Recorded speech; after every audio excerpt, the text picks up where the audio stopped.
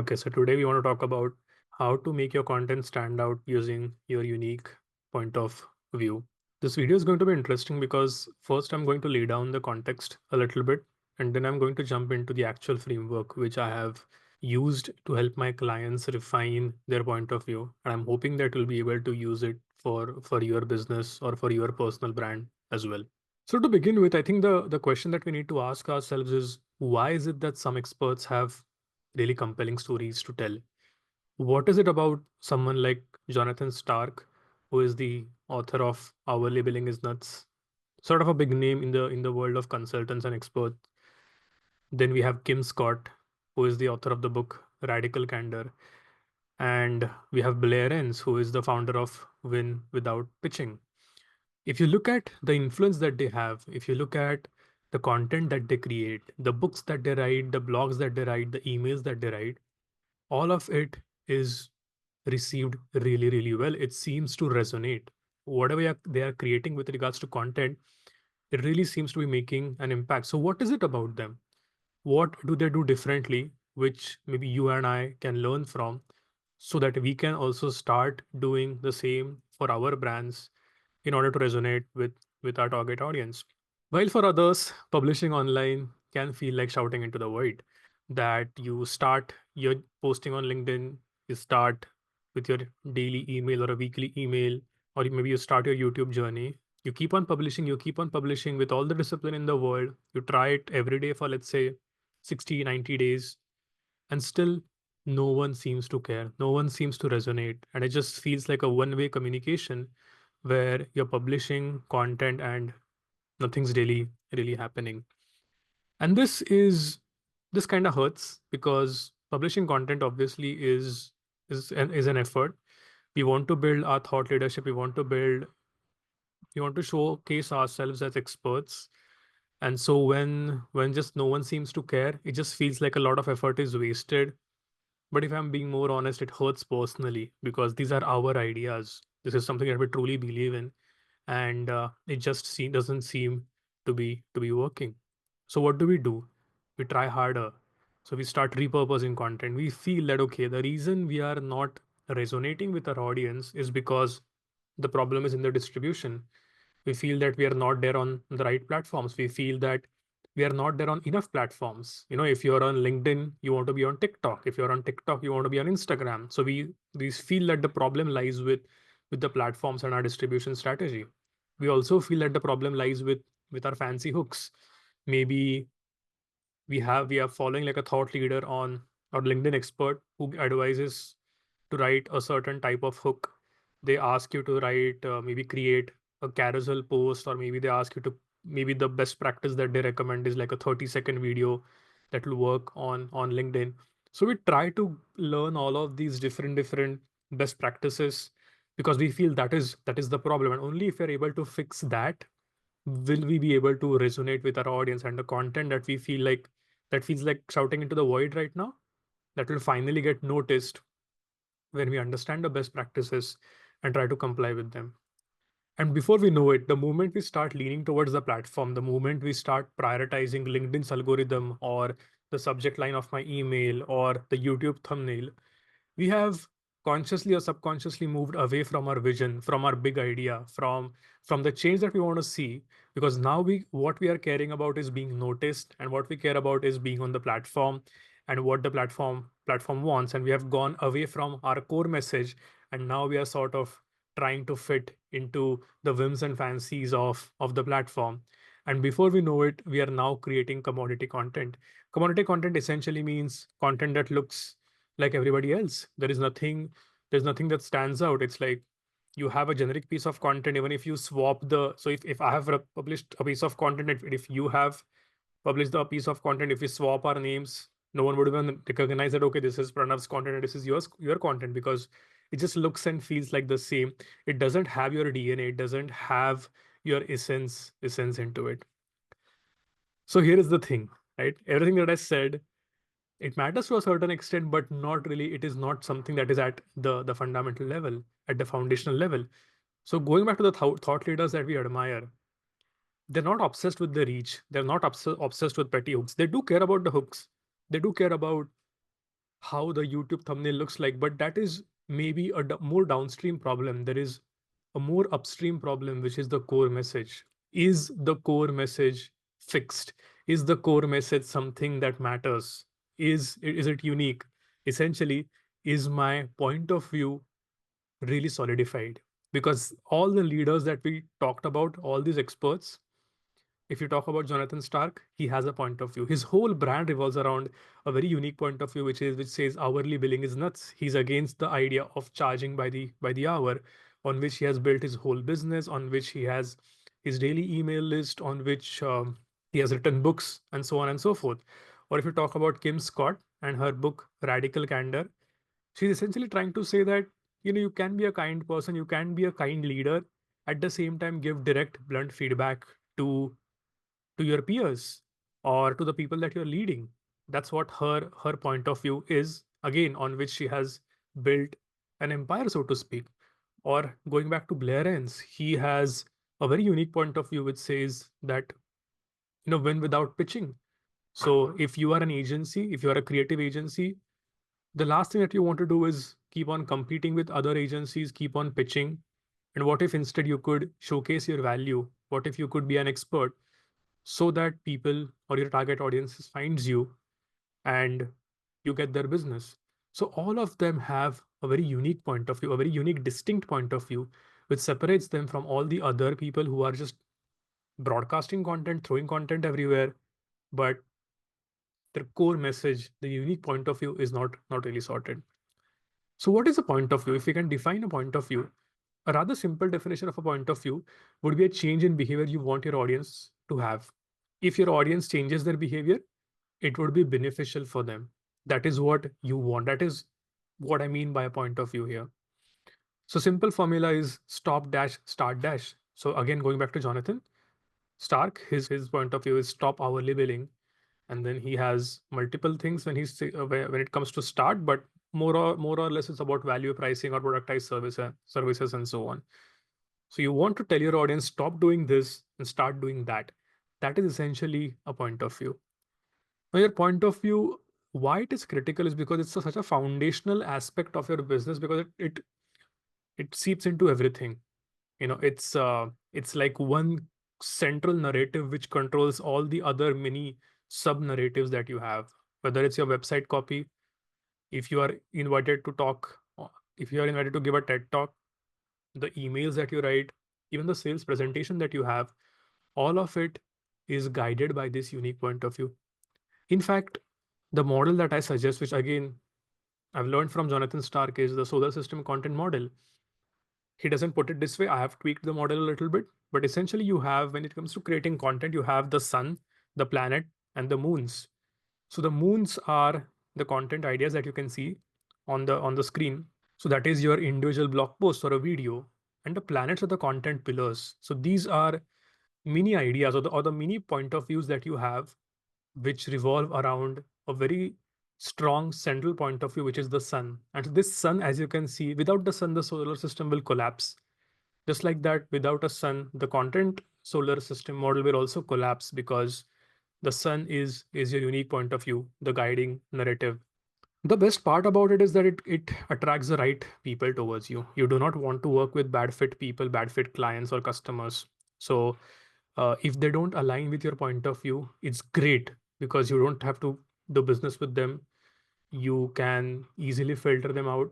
But the ones who agree with your point of view are automatically pulled towards your brand.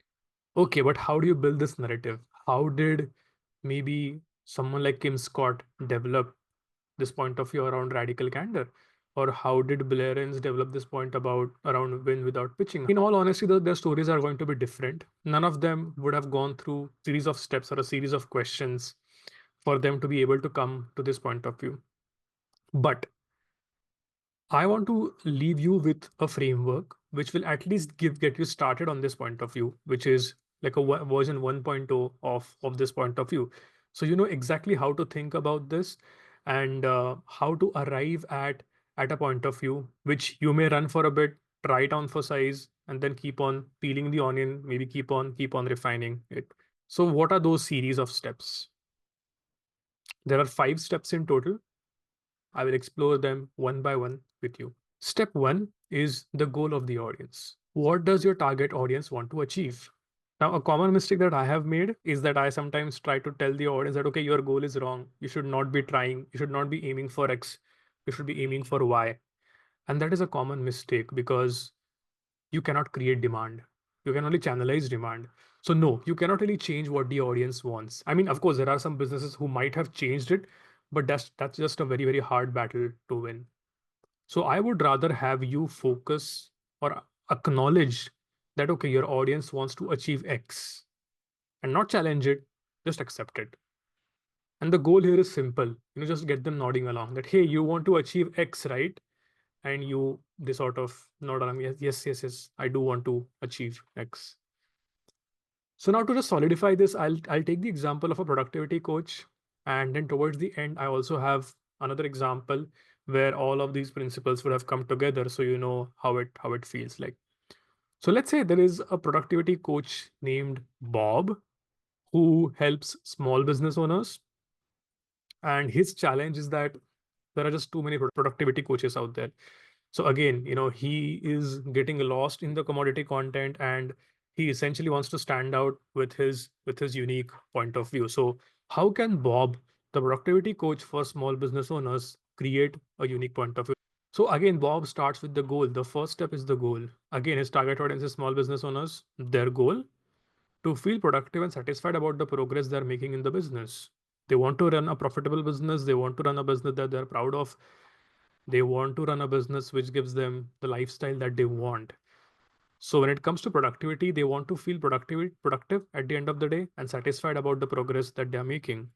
So if Bob were giving a talk at a small business conference, he would say something like, hey, we all want to be super productive and feel the satisfaction of getting more things done, right?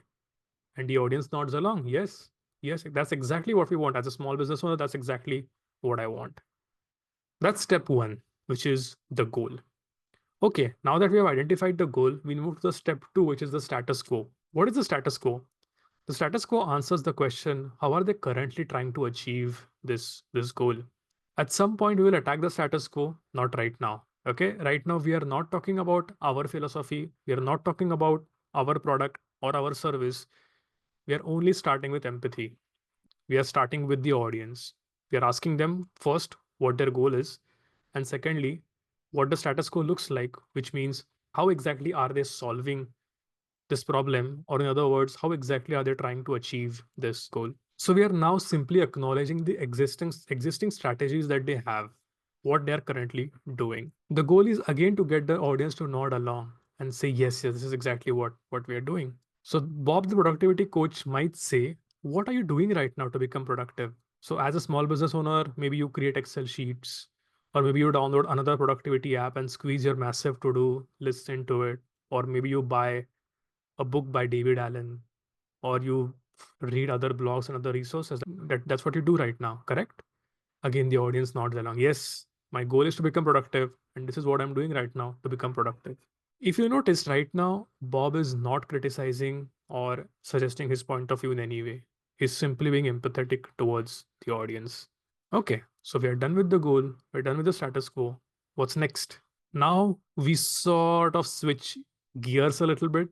Maybe it's time to take out the big guns now, and we move towards problems with the status quo. So we can start ranting here, right? We can say that, what, you're doing this, but that's the wrong thing to do because it does this, and this. So you talk about the symptoms of following the status quo. You talk about the repercussions of following the status quo, the problems with it. So why are the current methods not working? You talk about that. You say that the current methods are actually making the situation a lot worse, and we are again further trying to build empathy by saying that, oh yes, you get me, because that was my goal. That is what I was doing to achieve this goal, and this is the problem that I'm facing by implementing all of these things that I'm trying to achieve the goal. Bob, the productivity coach, might say, extensive to-do lists, Excel sheets, and all these productivity resources give us short-term wins. We feel good. We feel as if we are progressing towards our goal, but in reality, they overwhelm us. It's like putting a band-aid on over a deeper wound.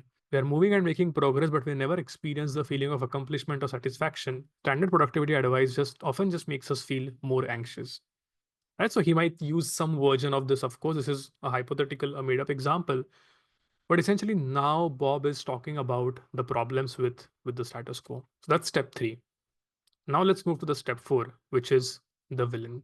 Okay, and the mistake that happens a lot of times is that we feel that the villain is actually the status quo. No, the villain is more like a deeply rooted belief that is inspiring them, or that is making them do the things that they do in the status quo. Let's talk about that belief a little bit, because this is the turning point, and this is probably the most important piece of the puzzle, because this is a little challenging to get at times. So to make this example clear, I want to talk a little bit about Kung Fu Panda, the movie, of course. And I'm going to assume that you have watched the movie, and it's an old movie, so not really sorry for giving away spoilers. If you watch the movie, you realize that when Po, the panda, who is chosen to be a dragon warrior, which he thinks happens by accident, he thinks he's just at the wrong place at the wrong time. Um, he is chosen as this great dragon warrior who's supposed to lead them, which according to Poe is crazy because he has no traits of a dragon warrior. He has invested no time in training in Kung Fu. He has basically lived a very normal life. And so he essentially feels out of place when he's chosen to be a dragon warrior. And then there is the villain.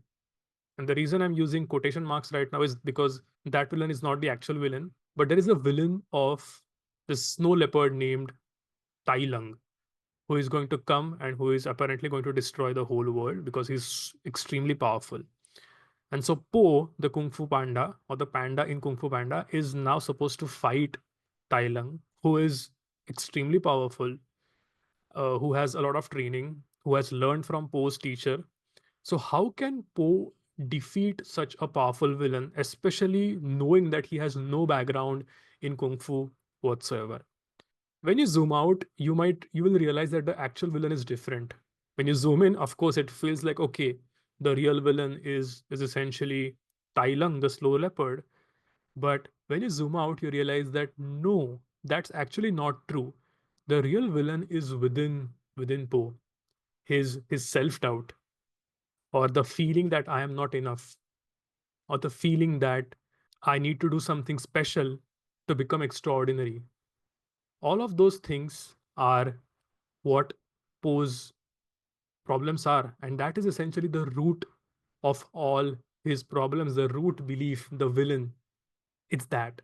Because he's using a certain strategy to defeat Tai Lung, which is, to train Kung Fu, and to try different exercises. He's learning from his master, and yet none of it is actually working because of his belief that he needs to be someone else. So instead of accepting who he is, he's trying to be someone else. That is the root belief. And then what happens?